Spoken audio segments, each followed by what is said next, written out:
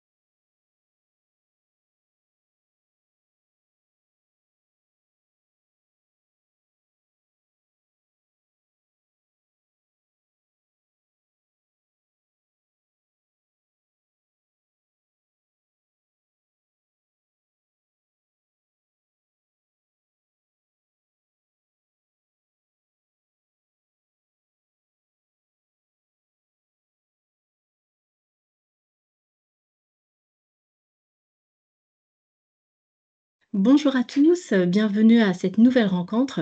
Aujourd'hui, nous allons aborder le sujet de l'affiliation et l'ouverture des droits de vos salariés. Donc, ce webinaire vous sera présenté par Kautar Sakou, chargée de clientèle de la MSA Loire-Atlantique-Vendée, et moi-même, Madia Waïd, conseillère professionnelle à la MSA Mayenne-Orne-Sarthe. Bonjour à tous.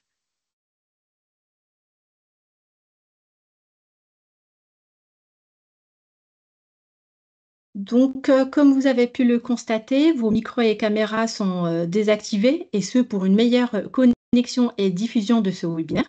Toutefois, vous avez la possibilité de nous adresser vos questions via l'onglet questions-réponses.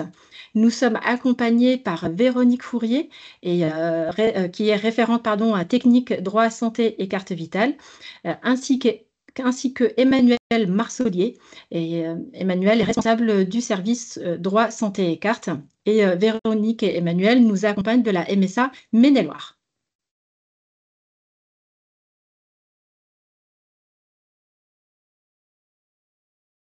Donc, comme d'habitude, ce webinaire sera enregistré afin que vous puissiez le consulter, soit sur la chaîne YouTube de la MSA Loire-Atlantique-Vendée, ou bien sur le site MSA Mayenne-Orne-Sarthe dans l'onglet Employeur. Donc, je vais partager avec vous les informations nécessaires sur l'affiliation et l'ouverture des droits santé de vos salariés. Kautar va vous présenter la complémentaire santé ainsi que les prestations familiales, tout en faisant un focus sur l'aide au logement et la prime d'activité.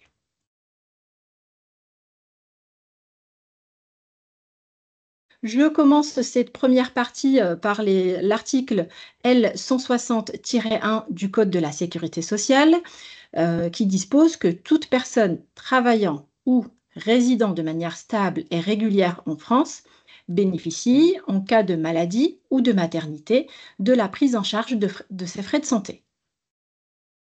Donc, on peut constater que les dispositions de cet article soulèvent deux critères importants. Il s'agit du critère de résidence. Et donc là, on va avoir quand même une précision qui est de 3 mois minimum de résidence en France. Et aussi un critère professionnel. Et là, c'est dès le premier jour d'activité.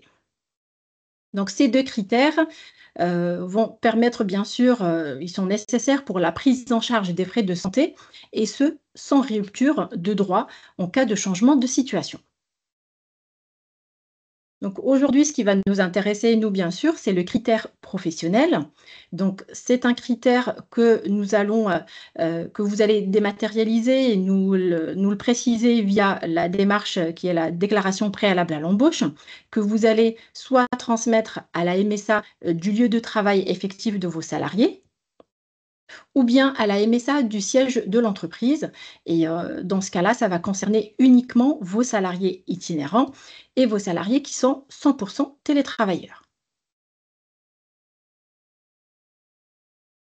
Donc cette démarche est à réaliser avant la mise, au travail bien sûr de votre salarié.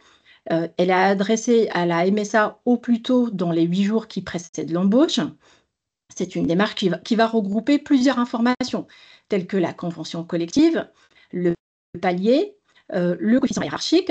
Ça va être une occasion aussi, si besoin, de demander une dispense à la complémentaire santé, de compléter le formulaire santé sécurité au travail, de demander les exonérations des cotisations patronales, hein, si vous le souhaitez bien sûr, ainsi de compléter les données d'identification de vos salariés.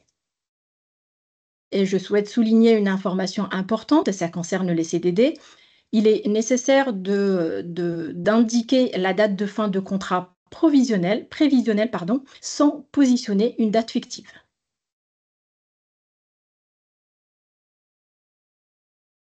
Donc pour la bonne identification de vos salariés, donc ça va dépendre de leur statut. Donc pour les ressortissants français, nous avons besoin, d'un document d'identité en cours de validité.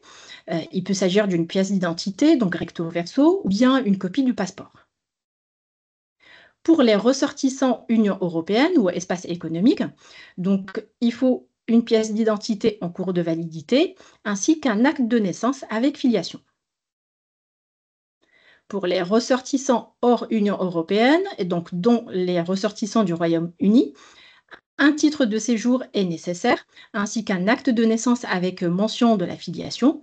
Et il se peut qu'on ait besoin aussi d'un acte de mariage, et il sera nécessaire si le nom est différent entre les deux autres justificatifs. Pour les saisonniers OFII, donc les saisonniers Office français de l'immigration et de l'intégration, un titre de séjour est à réclamer. Il s'agit généralement d'une carte de séjour pluriannuelle ainsi que d'une autorisation de travail. Et pour votre information, l'employeur a la possibilité de vérifier si son salarié peut travailler en France, et ce via l'authentification du titre de séjour auprès de la préfecture.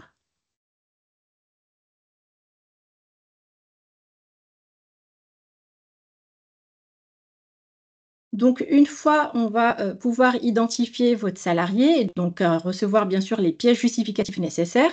Cela va nous permettre de lui attribuer un numéro d'inscription au répertoire. Il s'agit d'un numéro officiel et permanent qui est attribué par l'INSEE et qu'on va utiliser, qui va même utiliser pour toutes les autres prestations, qu'elles soient la santé, la retraite, les allocations familiales ou autres. En attendant, donc la réception des documents, pour, identifier vos salariés, un numéro technique temporaire lui sera attribué. Il s'agit d'un numéro provisoire qui va être généré parce qu'on attend les documents pour lui établir et lui communiquer un numéro d'inscription au répertoire. Ce numéro va vous permettre, vous, employeur, de le déclarer en DSN, mais ne permettra pas à la MSA de procéder à l'ouverture des droits.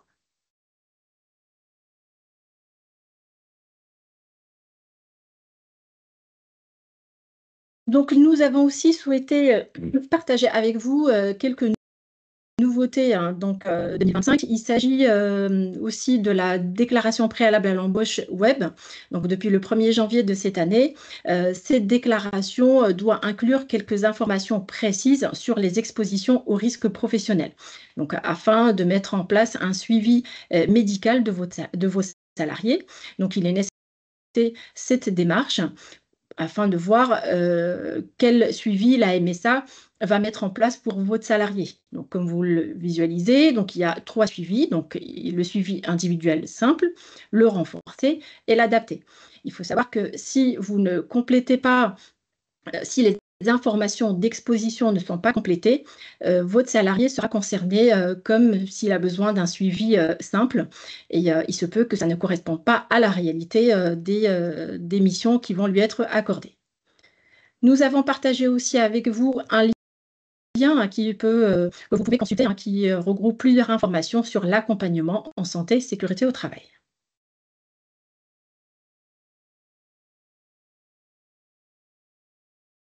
Donc, pour les employeurs qui font les déclarations préalables, d'embauche, via EDI, donc il y a aussi, des nouveautés, hein. Donc, il faut savoir que le nouveau protocole et la possibilité, de procéder en machine to machine avec Silae. Donc, par la suite, bien sûr, c'est les fichiers sont à extraire et déposer sur le site de la MSA. La version 5, elle est, en ligne en place depuis le 1er janvier 2025.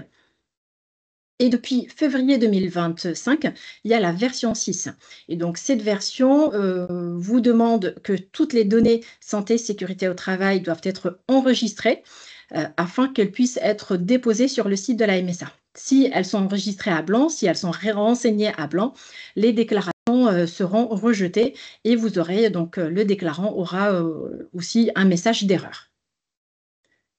Donc, nous avons partagé aussi avec vous un lien, qui regroupe toutes les informations, des protocoles d'échange, hein, donc des déclarations préalables à l'embauche. N'hésitez pas à le consulter, il regroupe toutes les informations à jour.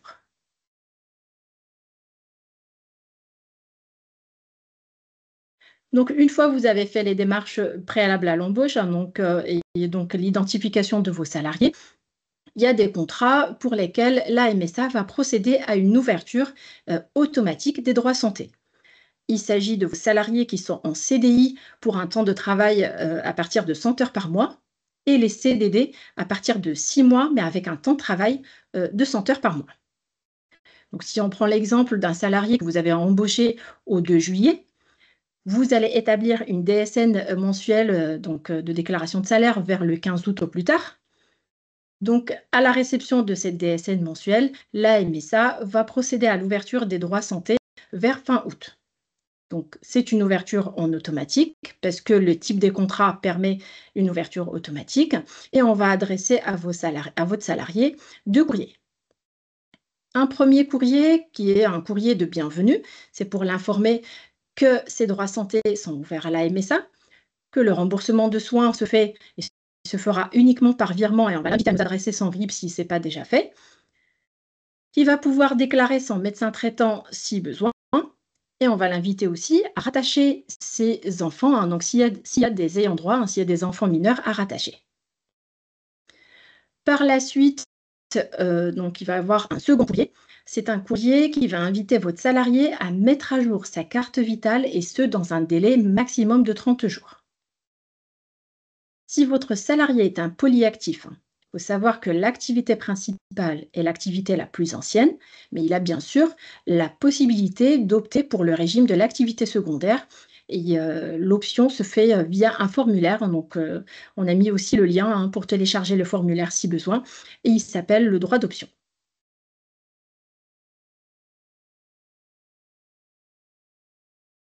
Si votre salarié est en CDI, mais avec un temps de travail inférieur à 100 heures par mois, ou en CDD, mais inférieur à 6 mois, ainsi que les travailleurs saisonniers, donc vous allez faire la DPAE, donc on va recevoir la déclaration à la DSN mensuelle. Il peut s'agir aussi, hein, des successions de contrats, hein, donc d'un CDD, que vous allez passer en CDI. Dans ce cas-là, pour ces contrats-là, l'ouverture des droits santé va se faire uniquement sur demande de votre salarié. Votre salarié pourra faire la demande d'ouverture de ses droits santé, soit en appelant sa MSA ou bien via son espace privé. Et donc, une fois on va procéder à l'ouverture des droits santé, votre salarié va recevoir les mêmes courriers que pour l'ouverture automatique. Je tiens à préciser aussi que pour les salariés, qui sont sous contrat OFII, la MSA ne fabrique pas de carte vitale, pour, ces salariés. Par contre, on leur adresse bien sûr une attestation de droit maladie pour justifier de l'ouverture des droits.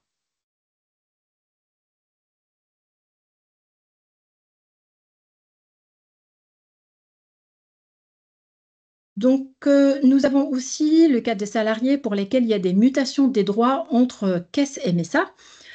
Donc on va recevoir la DPAE, vous allez faire une déclaration, sociale nominative. Donc pour ces salariés aussi, une demande, de leur part est nécessaire pour qu'on puisse procéder à l'ouverture des droits santé et bien sûr, ils vont recevoir aussi les courriers de bienvenue ainsi que le courrier, de mise à jour de carte vitale. Je tiens aussi à rappeler, que les employeurs, ou surtout les salariés, des entreprises qui sont multi-établissements, donc qui peuvent être mutés d'une caisse à une autre. Donc pour eux, il n'y a pas de DPAE, elle n'est pas nécessaire dans ce cas-là parce que c'est pas un nouveau contrat, mais il est important que l'employeur nous informe. Il doit informer la caisse cédante, la caisse MSA cédante, ainsi que la MSA preneuse. C'est nécessaire pour la bonne gestion du dossier et l'ouverture des droits du salarié qui va être muté.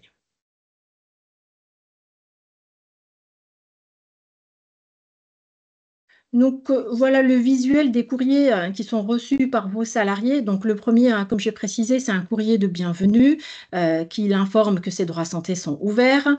Donc bien sûr, le remboursement se fait par virement, donc on l'informe aussi surtout pour les ayants droit, hein, parce qu'ils ne mutent pas automatiquement, il faut compléter le formulaire demande de rattachement. On précise aussi à votre salarié que s'il a une affection longue durée ou bien une invalidité, pardon, à l'ancien régime, donc la mutation, donc le transfert du dossier médical va se faire sous un délai de 30 jours. Et puis après, le courrier de mise à jour de la carte vitale où on précise bien, où on mentionne bien cette notion de temps, hein, de délai, que la carte vitale doit être mise à jour, sous un délai de 30 jours maximum.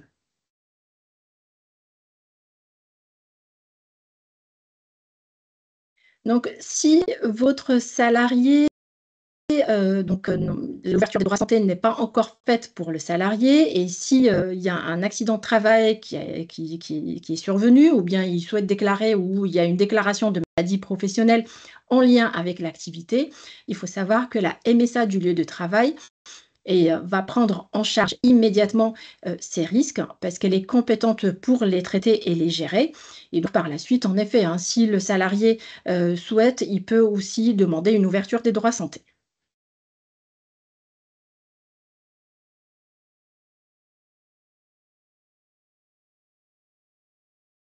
Donc, ce qui est à retenir, c'est, que la carte vitale n'est pas à changer. Si votre salarié a déjà une carte vitale, le fait de changer de régime, ne l'oblige pas, à changer de carte vitale. On va conserver la même carte vitale et on va la mettre à jour une fois le courrier reçu.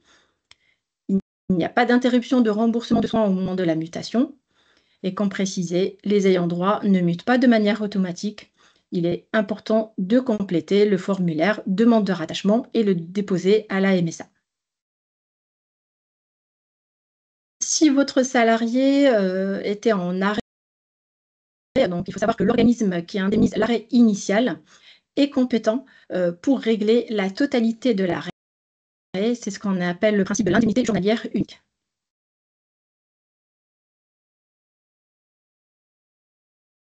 Donc, avec Kautar, nous avons souhaité partager avec vous, plusieurs informations, hein, qui sont disponibles sur nos sites.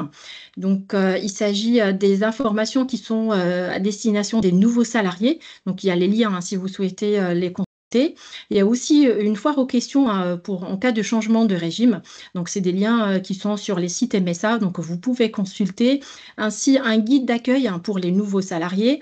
Donc, ça regroupe vraiment plusieurs informations. Vous pouvez, le lien à vos salariés, hein, pour qu'ils puissent, se renseigner. Nous avons aussi partagé avec vous, le lien sur l'embauche de salariés étrangers.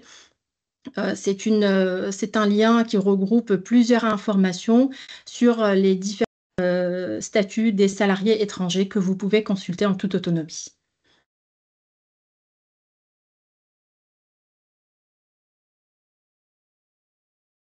Donc, comme précisé, hein, donc, la MSA Loire-Atlantique Vendée partage les webinaires sur la chaîne YouTube. Et donc, la MSA Mayenne-Orne-Sarthe donc, partage les webinaires hein, sur le site MSA, dont l'onglet employeur. Donc, vous pouvez consulter ces liens. Ils regroupent déjà tous les autres webinaires que nous avons animé et partagé avec vous depuis un moment, et ça peut concerner plusieurs sujets, hein, que ça peut être l'embauche, ça peut être les indemnités journalières et la retraite, donc n'hésitez pas à les consulter. Donc, une précision importante à communiquer à vos salariés, ça serait important de les inviter à créer leur espace privé sur le site MSA, donc en contactant l'assistance Internet. Donc, bien sûr, une fois, ils ont un NIR et donc ils peuvent contacter l'assistance Internet. Le site, l'espace privé va leur permettre de mettre à jour leurs données personnelles. Ils peuvent aussi nous envoyer des documents, hein. Il peut s'agir de RIB ou de livret de famille ou tout autre document nécessaire. Comme ils peuvent aussi demander un rendez-vous, ce rendez-vous peut être physique, donc s'ils le souhaitent, ils vont voir qu'il y a plusieurs sites sur lesquels ils peuvent prendre un rendez-vous. Comme ils peuvent aussi demander un rendez-vous téléphonique et demander d'être rappelés dans le créneau horaire de leur choix.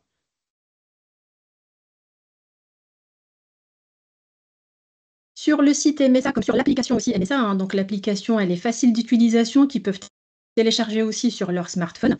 Ils peuvent télécharger les attestations. Ça peut être les attestations de quotient familial, ça peut être des attestations de paiement et surtout aussi les attestations de droit maladie, hein, une fois la MSA a procédé à l'ouverture de leur droit maladie. Donc, avant de passer la parole à Kautar, je vous rappelle la possibilité de nous adresser vos questions. Donc, nous sommes toujours accompagnés par Véronique et Emmanuel pour répondre à vos questions.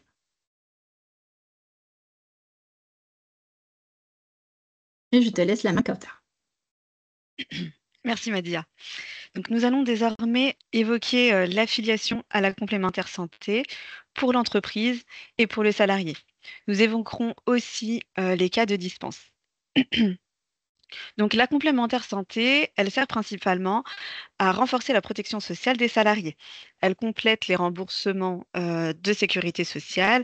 Donc, elle agit sur les consultations, les hospitalisations, mais elle répond aussi et surtout à des obligations légales. Donc, depuis le 1er janvier 2016, l'employeur a l'obligation de proposer une complémentaire santé à ses salariés. L'employeur prend en charge au minimum 50% de la cotisation et l'autre moitié reste à la charge du salarié. À noter que certains accords collectifs recommandent un organisme de complémentaire répondant au mieux aux particularités de certaines activités. En plus de la complémentaire santé, l'employeur peut élargir la protection de ses salariés en leur garantissant un complément de revenu en cas d'arrêt de travail, d'invalidité ou de décès. C'est ce qu'on appelle la prévoyance complémentaire. Pour info, l'entreprise, elle peut avoir un contrat de complémentaire santé souscrit auprès d'un organisme et un contrat de prévoyance souscrit auprès d'un autre organisme. Donc ici, je vais vous présenter le schéma d'affiliation de l'entreprise. Donc l'entreprise, elle souscrit un contrat auprès de l'organisme complémentaire par un bulletin d'adhésion. Donc l'organisme de complémentaire réceptionne le bulletin d'adhésion et enregistre le contrat, ce qui permet à l'entreprise d'être couverte et de proposer l'adhésion à ses salariés. L'affiliation du salarié, quant à elle, elle s'effectue de la manière suivante. Donc, l'entreprise, elle propose et fait adhérer le salarié au contrat groupe s'il ne présente pas de dispense. Le salarié complète un bulletin d'adhésion et il y joint une attestation de droit maladie qu'il pourra télécharger au préalable sur son espace privé MSA. Et ensuite, l'employeur, à réception de ces documents, il les transmettra à l'organisme de complémentaire et charge à cet organisme de transmettre la carte de mutuelle au salarié. À noter que les ayants droit pourront également être rattachés à la complémentaire par le biais du bulletin d'adhésion. Nous allons voir quelques motifs de dispense. Donc, la liste n'est pas exhaustive, hein, il existe d'autres motifs de dispense. L'idée, c'était de vous en présenter quelques-unes euh, pour, euh, pour les mettre en évidence. Donc, dans le cas de salariés embauchés avant la mise en place par décision unilatérale du régime prévoyant une cotisation salariale, donc cette dispense-là peut être appliquée tant bien sur les garanties santé que sur les garanties de prévoyance et la durée de validité, elle est permanente. Pour les salariés bénéficiant de la complémentaire santé solidaire, l'ex-CMU, ces salariés-là peuvent être dispensés d'adhérer à la mutuelle d'entreprise. Le champ d'application reste uniquement la garantie santé et cette dispense est valable jusqu'à ce que la date d'effet de la complémentaire santé soit échue. Pour les salariés couverts par une assurance à titre individuel de frais de santé, que ce soit à titre principal ou en qualité d'ayant droit, la dispense peut être appliquée sur les garanties santé et la durée de validité, elle court également jusqu'à l'échéance du contrat individuel. Et enfin, pour les salariés en CDD inférieur à 3 mois, la dispense peut être appliquée sur les garanties de santé de façon permanente. Donc la dispense, donc le salarié est tenu d'indiquer à l'employeur qu'il souhaite bénéficier d'une dispense. Donc l'employeur réceptionne la demande et il doit vérifier si le motif permet d'appliquer la dispense ou non. Si les conditions sont bien remplies, l'employeur devra également vérifier tous les ans que le motif de la dispense court toujours, qu'il est toujours recevable, et transmettre les justificatifs pardon, à l'organisme complémentaire. Dans le cas où le salarié souhaite à tout moment réintégrer le contrat de l'entreprise, l'employeur devra se tourner vers l'organisme pour le tenir informé. La MSA a une particularité, c'est qu'elle pratique la délégation de gestion. Euh, Par cela, on entend qu'elle assure, par le biais de conventions, la gestion de tout ou partie des dispositifs de prévoyance complémentaire et de complémentaire santé. La MSA va recouvrer les cotisations, mais va également payer des droits du régime complémentaire. Donc, cela implique que le remboursement de la part complémentaire, donc de la mutuelle, intervient en même temps que le remboursement de la part obligatoire, donc du régime de sécurité sociale. Cela, ça nous permet de maintenir et de solidifier notre engagement en qualité de service, mais également, c'est un moyen pour nous de sécuriser le financement de nos partenaires et de garantir les droits des salariés. Donc, ici, vous avez les mutuelles avec lesquelles on pratique la délégation de gestion. Pour ces organismes de complémentaires, la gestion est un petit peu particulière et elle se caractérise de la manière suivante. Donc, l'organisme souscrit un contrat auprès d'un organisme géré par la MSA, donc type Mutualia, Agrica. L'organisme informe la MSA de l'adhésion. L'information peut nous être transmise par flux informatique ou bien par bulletin d'adhésion. Et ensuite, les salariés peuvent être attachés au contrat groupe. L'affiliation donc des salariés se fera de façon automatique pour les non-cadres au moment de la DPE, selon le type de contrat et sa durée. Et pour les salariés non-cadres, elle ne se fera qu'à compter du dépôt de la première DSN. À noter que pour les contrats à adhésion familiale, les ayants droit connus en MSA sont affiliés d'office, donc à condition que le dossier du salarié soit à jour.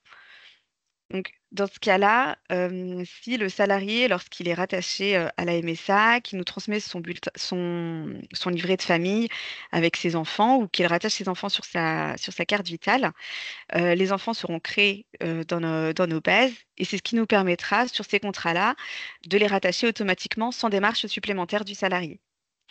À noter également que pour ces contrats-là, pour ces organismes-là, précisément, la carte de mutuelle est envoyée par la MSA. Peut être envoyée par la MSA, ce n'est pas le cas de toutes, mais pour Agrica et Mutualia, par exemple, c'est bien le cas. Alors, comment est gérée la dispense pour ces contrats-là? Donc, elles sont tu indiqué donc la dispense est indiquée, sur l'embauche, sur la déclaration préalable à l'embauche, pardon. Hem, Lorsque vous la mentionnez sur la déclaration préalable à l'embauche, nous l'enregistrons à partir de la date d'embauche.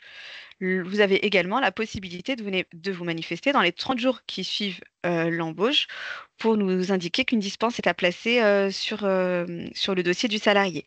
Dans ce cas-là, on vous conseille de passer par votre espace privé et nous enregistrerons la dispense à partir de la date d'embauche. Pour une dispense qui interviendrait en cours de contrat. Alors, elle sera à déclarer à la MSA par le biais toujours de l'espace privé. Cependant, il n'y aura pas d'effet rétroactif pour, pour appliquer la dispense. Elle prendra effet à compter du premier jour du mois qui suit, qui suit la demande. Donc, l'employeur est responsable du contrôle du motif du cas de dispense et la MSA n'a pas pour rôle de contrôler la dispense. Par ailleurs, la dispense d'affiliation n'a jamais pour effet d'exclure d'office ou totalement le salarié de l'adhésion à la mutuelle. Mais le salarié doit également, par écrit, demander à son employeur d'être dispensé. Donc voilà pour l'affiliation à l'assurance complémentaire. Et j'espère que c'est clair pour vous. Là, on va passer aux prestations familiales. Donc, les prestations familiales couvrent un domaine assez large. Elles couvrent le soutien des familles par le biais de versement d'allocations familiales ou d'allocations de rentrée scolaire. Elles couvrent aussi le domaine du handicap par le versement d'allocations adultes handicapés ou enfants handicapés. Elles couvrent également le domaine de la précarité par le versement de prestations possibles telles que la prime d'activité et le RSA. Et elles couvrent également l'accès au logement par le versement de prestations liées au logement. Nous ferons donc un focus sur l'allocation logement et la prime d'activité, mais avant ça, nous allons voir comment est déterminée la caisse de rattachement. Donc, la compétence caisse, elle est déterminée par deux critères, le lieu de résidence et l'activité professionnelle. Donc, comment est défini l'allocataire? On estime que l'allocataire, c'est celui qui fait la démarche auprès de son organisme. Donc, le dossier de prestation familiale sera à son nom. C'est également lui qui définira la compétence de l'organisme. Pour que ce soit un peu plus parlant, voici un exemple de situation familiale où on va mentionner qui est l'allocataire et la caisse de rattachement. Donc pour une personne seule ou isolée. Donc par personne isolée, on entend une personne seule avec des enfants à charge. Si la personne est salariée agricole, donc elle est seule, donc c'est l'allocataire du dossier, sa caisse de rattachement sera la MSA. Dans le cas où la personne est salariée du régime général, la caisse de rattachement sera la CAF. Dans un couple, donc par couple, on entend pacte, concubinage ou mariage, si l'allocataire est salarié agricole, le conjoint peut être salarié du régime général. Dans ce cas-là, la caisse de rattachement sera la MSA, puisque l'allocataire déterminé au sein du couple a une activité agricole. Dans le cas où l'allocataire est salarié du régime général et que le conjoint ou la conjointe est salarié agricole, la caisse de rattachement sera la CAF, car au sein du couple, il a été déterminé que l'allocataire est celui ayant une activité au régime général. Une fois que l'allocataire est identifié, on peut donc réfléchir à la mutation du dossier de prestation familiale. Alors, qu'est-ce que la mutation du dossier? La mutation d'un dossier de prestation familiale, elle consiste à transférer le dossier de prestation familiale de son ancienne caisse vers sa nouvelle caisse. Elle peut également intervenir donc de la CAF vers la MSA, mais aussi entre deux caisses de MSA. Cependant, il y a des conditions à respecter. Pour les CDD inférieurs à 6 mois, il n'y a pas de mutation du dossier. En revanche, pour les CDI et CDD supérieurs à 6 mois, la demande de mutation doit être formulée à partir de l'espace privé en faisant une déclaration de situation. La déclaration de situation, elle permet au salarié de mettre à jour sa situation au sens des prestations familiales. Et en déclarant une activité agricole, ça permettra à nos services de récupérer son dossier auprès de son ancienne caisse, comme je disais tout à l'heure, qui peut être la CAF ou la MSA. À savoir que durant la mutation du dossier, aucun droit n'est perdu.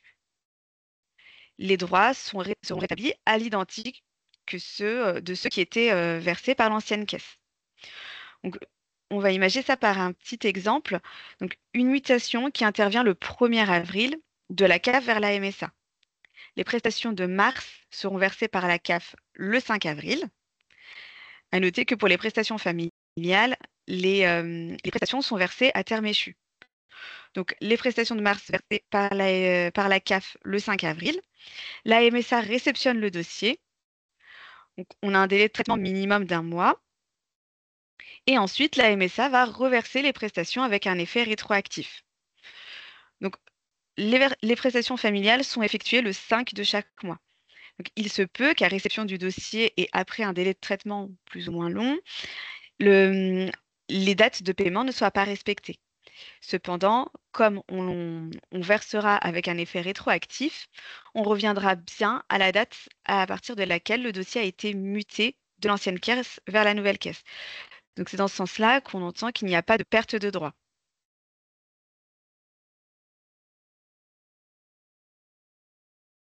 Donc, petit focus sur l'allocation logement. L'allocation logement, c'est une aide qui permet de soutenir toute personne souhaitant accéder à un logement. Elle existe sous 3 formes. L'aide personnalisée au logement, qui est attribuée si le logement est conventionné. L'allocation de logement social, qui est attribuée aux couples ou personnes seules vivant dans un logement non conventionné. Et l'allocation logement à caractère familial. L'allocation logement à caractère familial est également attribuée pour les familles résidant dans un logement non conventionné.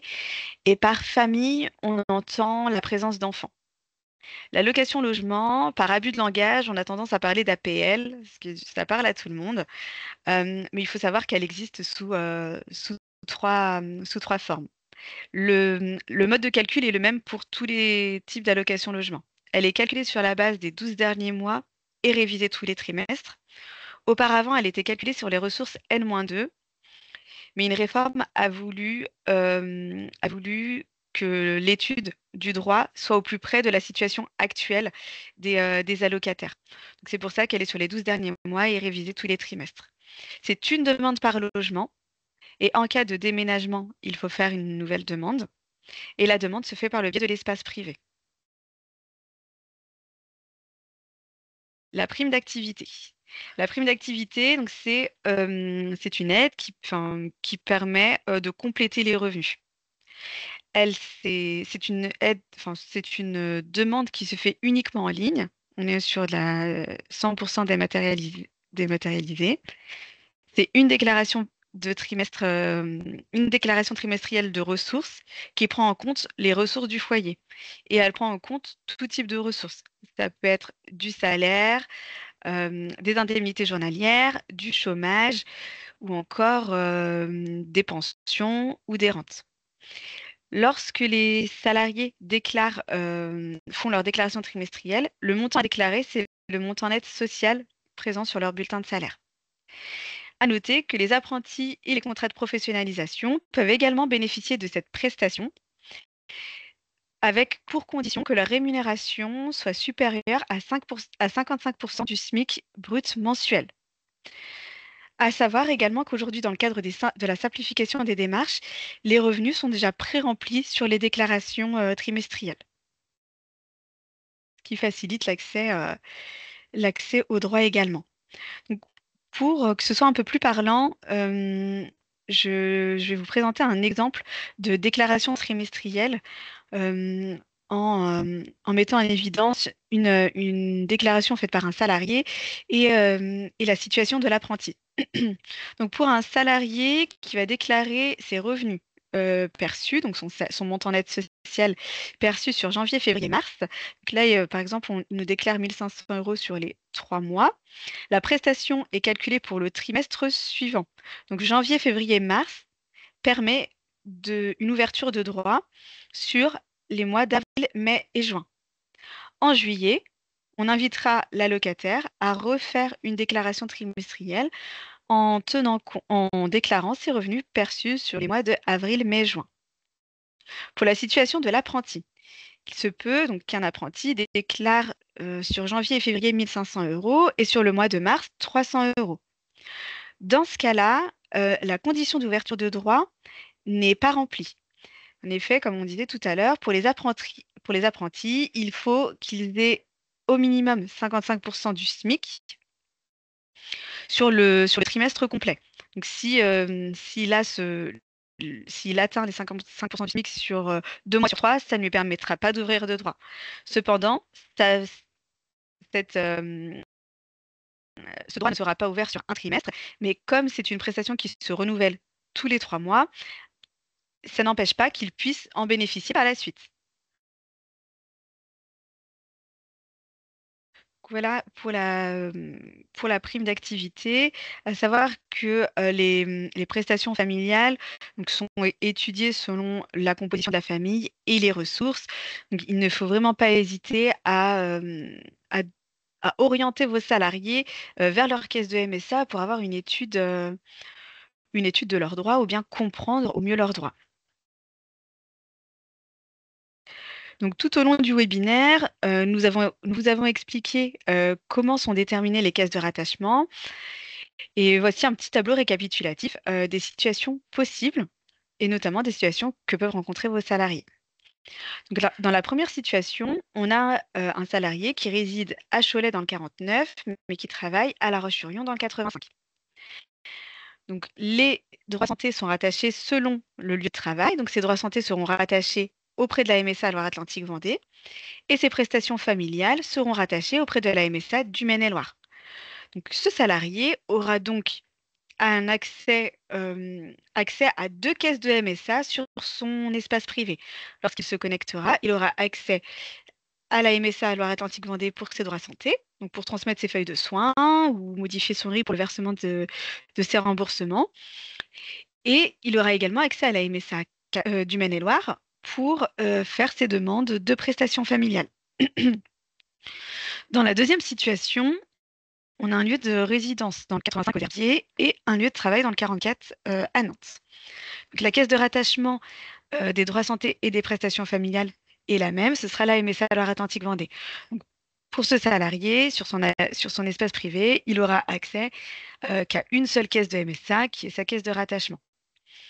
Dans la troisième situation, donc c'est un peu le même procédé, le lieu de résidence c'est la MSA 49, le lieu de travail c'est Le Mans avec donc dans le 72. Les droits santé seront donc rattachés auprès de la MSA Mayenne-Arne-Sarthe et les prestations familiales seront gérées par la MSA 49.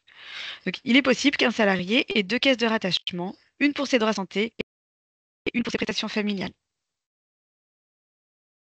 Pour que le salarié puisse, donc dans le cas où il est rattaché à 2 caisses de MSA, pour qu'il puisse avoir l'accès sur ces deux sites, il faudra qu'il contacte l'assistance Internet pour lui ouvrir l'accès à l'autre caisse. Et c'est dans cette idée-là que le guichet unique prend un peu tout son sens. En effet, une personne ayant son dossier, ses droits santé d'ouvert auprès d'une caisse de MSA et ses prestations familiales auprès de la même caisse de MSA pourra recevoir des conseils personnalisés et adaptés à sa situation. Le fait pour nous d'avoir une vue 360 sur son dossier nous permettra de le conseiller et de l'orienter au mieux vers ses droits. Et c'est ce qui nous permet également, du coup, d'élargir nos actions à destination également des particuliers. On vous a créé deux flyers que vous pouvez avoir sous la main lors de nouvelles embauches ou pour rappel des process pour l'ouverture des droits santé.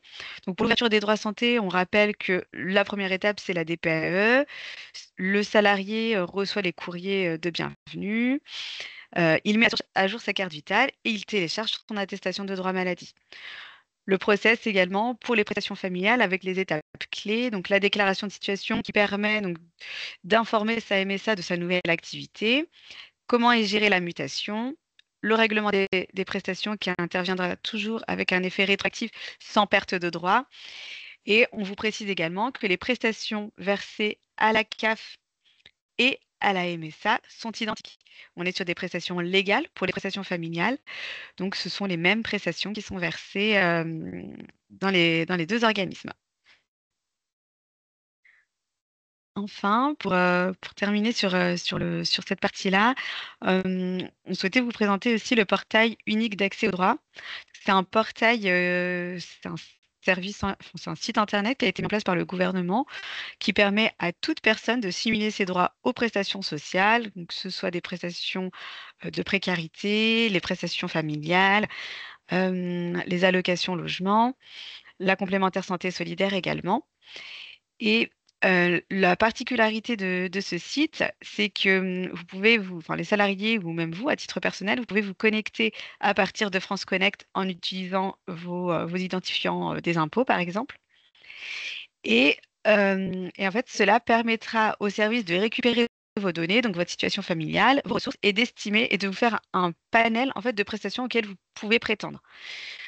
Cet outil, il est assez intéressant parce qu'il permet à tout le monde de voir les droits auxquels il pourrait prétendre et de ne pas passer à côté de ces droits sous prétexte que, entre guillemets, de toute façon, je n'aurai pas le droit à ces prestations. C'est important d'orienter vos salariés sur ce site parce qu'aujourd'hui, on sait que beaucoup de personnes de la population passent à côté des droits auxquels ils pourraient prétendre. Et l'avantage de cet outil, c'est qu'il permet de balayer à large spectre plusieurs prestations. Ensuite, moi, ce que je vous conseillerais, c'est donc une fois que les simulations sont faites sur ce site, de se rapprocher vous de votre caisse de rattachement, de votre MSA, pour avoir une étude vraiment personnalisée selon votre situation.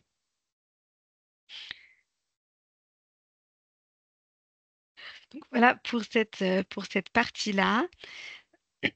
J'espère que ça a été, c'était assez clair pour vous, que ça vous a permis d'avoir des données et des éléments en plus dans l'accueil pour le futur accueil de vos salariés et pour les orienter au mieux.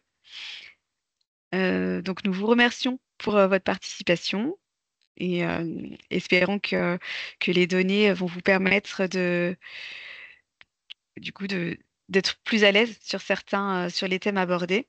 N'hésitez pas à nous faire remonter vos suggestions et vos pistes d'amélioration, notamment par le biais du QR code. Ça prend 5 minutes. N'hésitez pas vraiment à compléter l'enquête de satisfaction. C'est ce qui nous permet, nous, derrière, de nous améliorer, de prendre en compte vos remarques et puis de vous proposer des webinaires ou des temps d'échange plus axés peut-être sur certains points qui vous intéressent davantage.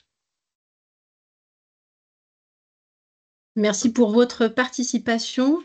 Comme l'a précisé Kautar, n'hésitez pas à répondre à notre lien pour répondre au questionnaire de satisfaction. Donc, en effet, afin de s'améliorer et de adapter nos propositions. Donc, nous restons jusqu'à répondre, bien sûr, à toutes vos questions. Si vous avez besoin, n'hésitez pas à utiliser les onglets pour poser vos questions. Et merci encore et à bientôt.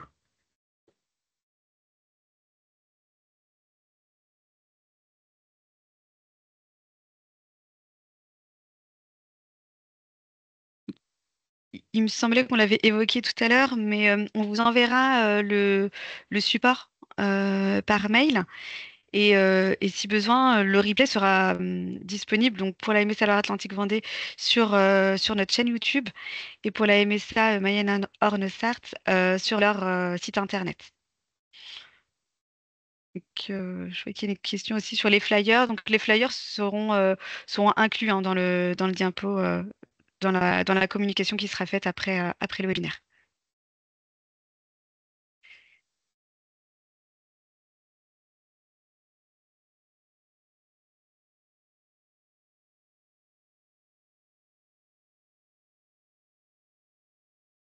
Il y a d'autres questions?